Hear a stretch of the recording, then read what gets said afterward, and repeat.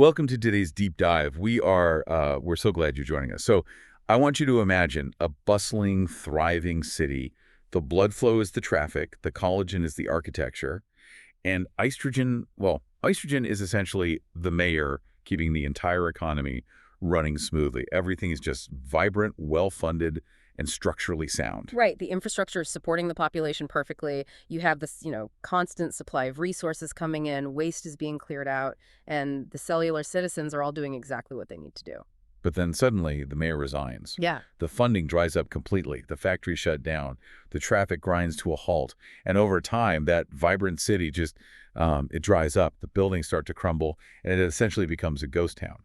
And when we look at women's health, specifically what happens to intimate tissue after menopause, we see exactly this ghost town scenario playing out on a cellular level. Yeah, it is a profound structural collapse. And for decades, the standard medical response was essentially to just hand the patient a fresh coat of paint and say, well, it's an old town now, so what do you expect?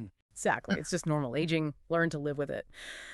But we are really pushing back on that narrative today. We've got a fascinating stack of research in front of us for this deep dive, ranging from clinical guidelines out of Harvard Health to deep dive cellular biology papers and real-world clinical trials.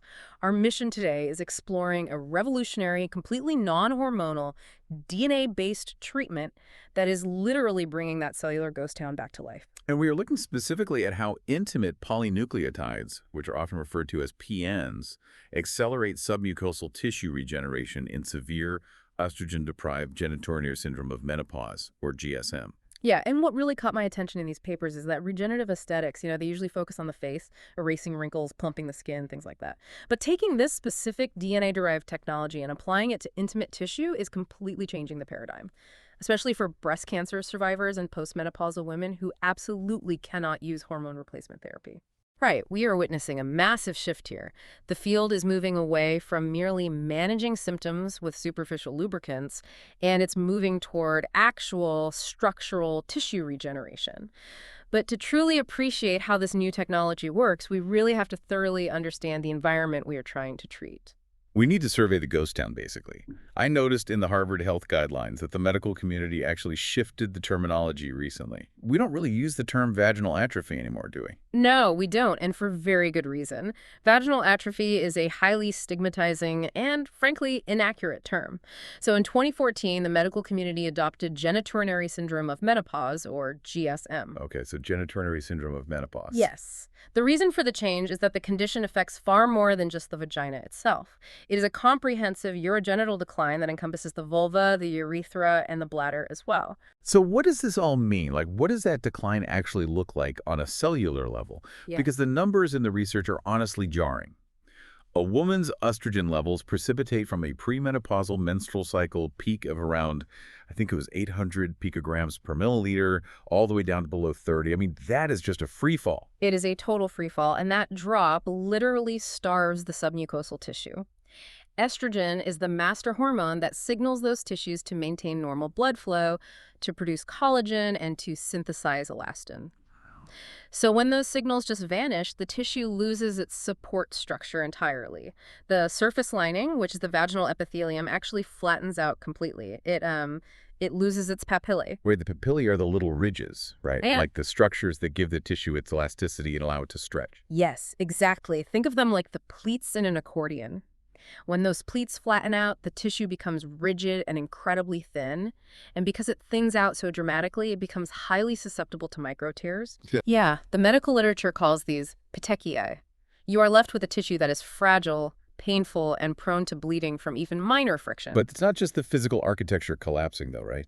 The sources say the entire ecosystem goes down with it. The ecosystem is completely upended. Estrogen normally promotes the production of a substance called glycogen in the vaginal cells. Glycogen acts as the primary food source for the healthy lactobacillus bacteria that naturally live there. So when estrogen drops, the glycogen supply just disappears. Right. The protective lactobacillus basically starve to death. And because they are no longer there producing lactic acid, the entire vaginal pH rises. It shifts from a healthy, protective, acidic environment of around 4.0 up to 6.0 or even higher. And a high pH is basically rolling out the red carpet for bad bacteria, which leads directly to recurrent urinary tract infections. It's just a brutal cascading domino effect. I want to pause here and talk directly to you, the listener, if you are nodding along right now. There's a staggering statistic from the National Institutes of Health in our research. 70% of women don't even discuss this with the doctor. They just sit in silence, assuming this pain, this burning, these constant UTIs are just the price of getting older. Why is ignoring this ghost town so dangerous? If we connect this to the bigger picture, the crucial difference between GSM and other menopausal symptoms like hot flashes is that hot flashes will eventually fade as the body adjusts. GSM is progressive. It does not get better on its own. It only gets worse. It just keeps declining. Yes. If left untreated, the vaginal opening can physically narrow, the inner labia can retreat and diminish in size, the anatomy itself literally alters. It's a permanent structural change if you don't intervene. It is, and the dangers extend way beyond the physical discomfort. Those untreated recurrent urinary tract infections can be incredibly dangerous. If a bladder infection travels upwards, it can cause permanent damage to the kidneys. That is terrifying. It is. And beyond the clinical dangers, GSM fundamentally disrupts a woman's sexual intimacy, her self-esteem, and her overall quality of life.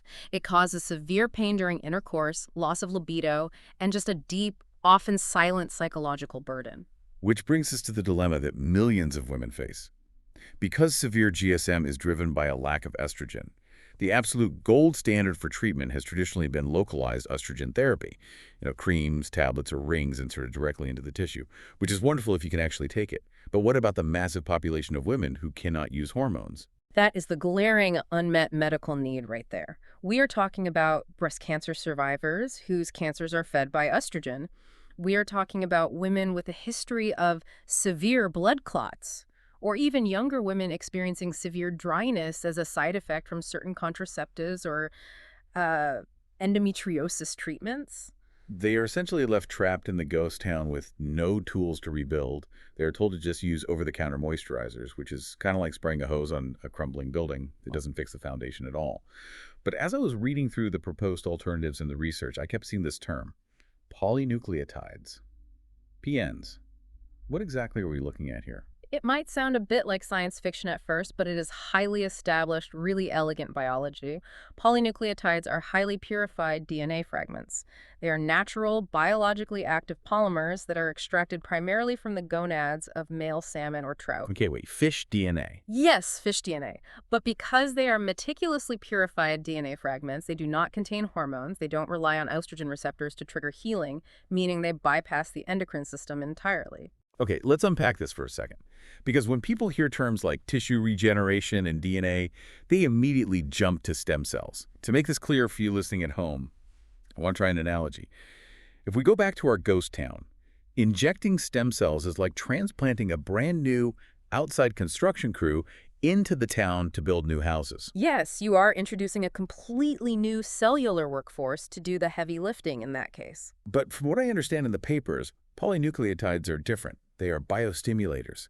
So it's not a new crew. Using PNs is like taking the existing, sluggish, exhausted cellular construction crew that is already living in the ghost town, handing them all a triple espresso, and dropping off a truckload of premium pre-cut lumber right at their feet. You are equipping the cells that are already there to do the work they've forgotten how to do.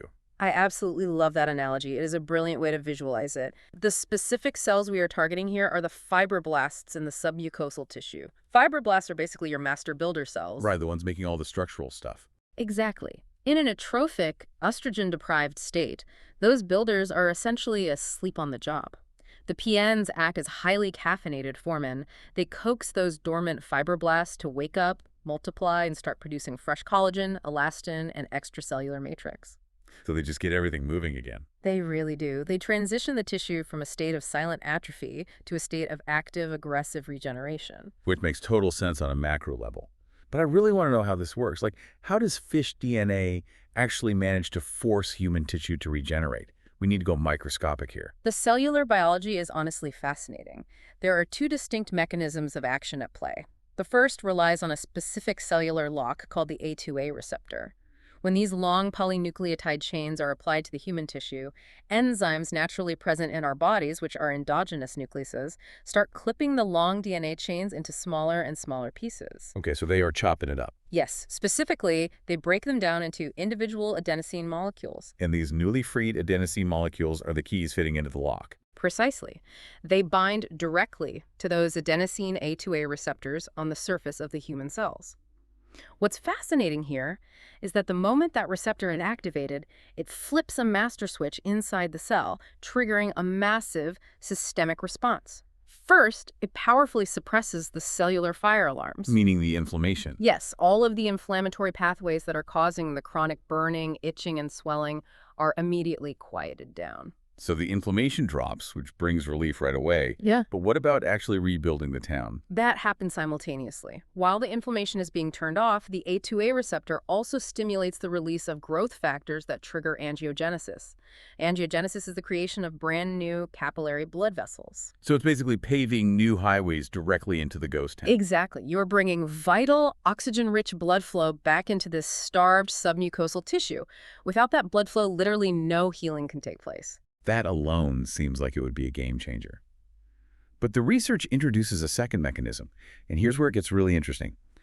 They call it the salvage pathway. I want to make sure I'm fully grasping this. Are these cells basically scavenging and recycling waste to save energy because they are surviving in a highly stressed, oxygen-deprived environment? That is exactly what is happening. It is a brilliant biological workaround. You have to remember that building new DNA from scratch, which a cell absolutely must do in order to divide and heal tissue, requires massive amounts of cellular energy. It is an incredibly energy-intensive manufacturing process. But in an atrophic GSM environment, the cells are starved. They're exhausted. They don't have the caloric budget to run a massive manufacturing plant. They simply don't have the energy reserves to build those necessary components from scratch. But by breaking down those injected polynucleotides, the tissue is being directly supplied with the exact raw materials it needs. Like building blocks. Exactly, the nitrogenous bases, the nucleosides, the nucleotides. The human cells literally salvaged these free, pre-made components from their surrounding environment. So that's the truckload Yeah. of premium pre-cut lumber being dropped off at the construction site. Right. The cells don't have to chop down the trees and mill the wood themselves? They bypass the entire energy bottleneck. They take those fragments of fish DNA, incorporate them via the salvage pathway, and immediately begin multiplying and rebuilding the tissue architecture without expending the massive amount of energy usually required. That is incredible. It really allows for rapid cellular division and repair in an environment that otherwise just wouldn't have the strength to heal. It is so elegant. It's essentially hacking the cell's energy economy. But, hacking the energy economy makes sense on a whiteboard. If you are sitting there listening to this, dealing with these symptoms, you want to know, does this actually translate to a living, breathing patient? How does this look in practice? To answer that, we look at the clinical data. The OETEC study in our research deck is a perfect example.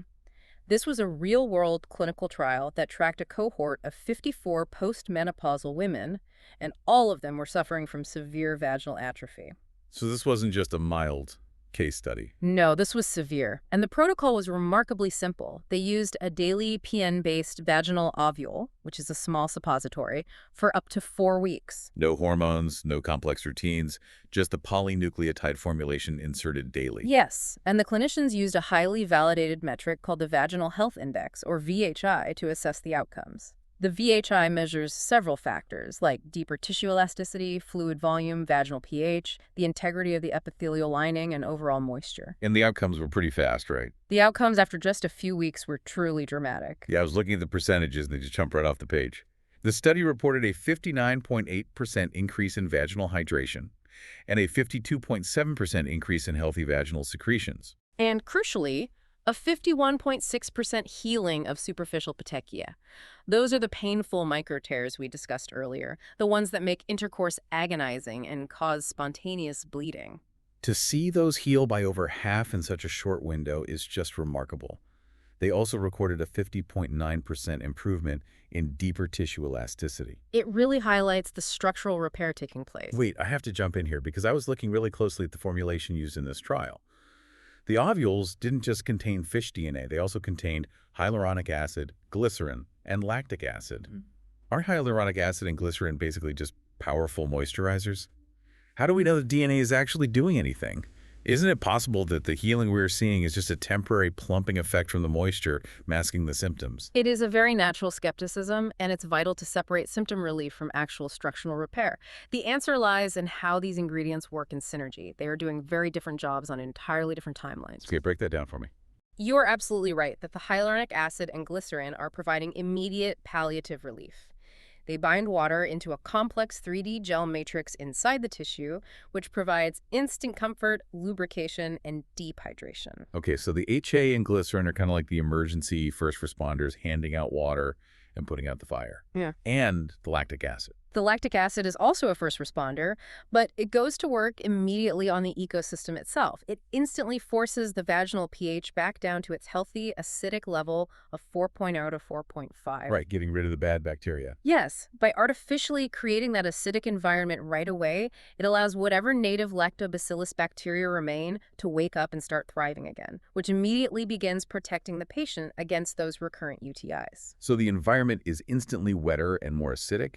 But what about the actual architecture of the city? What are the polynucleotides doing while the other ingredients handle the emergency response? The polynucleotides are doing the long-term structural heavy lifting. While the hyaluronic acid hydrates the surface lining, the PNs are sinking much deeper into the submucosal tissue. And they go further in. Exactly. They are binding to those A2A receptors, suppressing the deep inflammation and feeding the salvaged pathway. They are actively repopulating the fibroblast pool to generate new, permanent collagen and elastin fibers. So when the study shows a 50% healing of those painful microtears, that's not just the tissue being wet and plumped up. That is actual new collagen, knitting the skin back together, fueled by the new blood vessels delivering oxygen. Exactly. The PNs are creating lasting structural integrity. If you only used hyaluronic acid, the moisture would eventually dissipate once you stopped using the ovules, and the tissue would remain thin and fragile. That makes total sense. But the new collagen fibers, the new capillary blood vessels generated by the polynucleotides, those are permanent structural upgrades.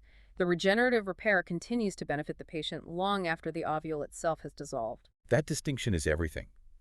It's the difference between taking a painkiller for a broken bone versus actually setting the bone in a cast so it knits back together. We're talking about genuine physiological tissue regeneration, not just masking the pain of the ghost town. Which is exactly why this is such a profound paradigm shift for women who cannot or simply choose not to use estrogen. It is regenerative medicine applied to a condition that has been systemically neglected for far too long. So bringing this all together for you listening, the most important takeaway is validation. GSM is not just an inconvenience. It is a severe, progressive condition that fundamentally alters your anatomy, your microbiome, and your quality of life. And for decades, the narrative has been that you just have to quietly endure it as a normal part of aging. Exactly. Or rely exclusively on hormones that you might be terrified to take or medically barred from using. But the science has definitively moved past that narrative.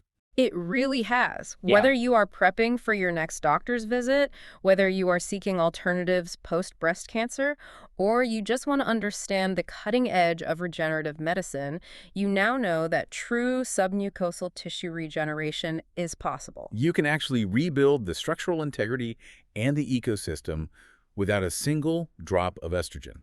This raises an important question, actually, a forward-looking thought based on what we've unpacked today.